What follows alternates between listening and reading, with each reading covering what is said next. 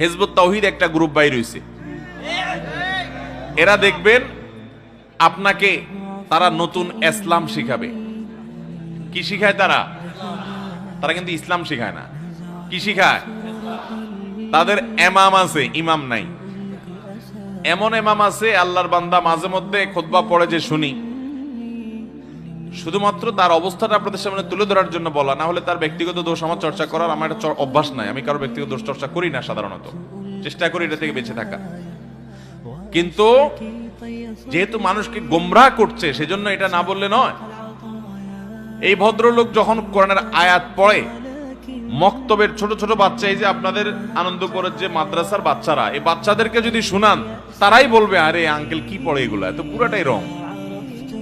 ওটা পড়ার উচ্চারণটাই হয় না। আরবির অর্থ বোঝা তো অনেক পরের কথা। এই লোক বলে এমাম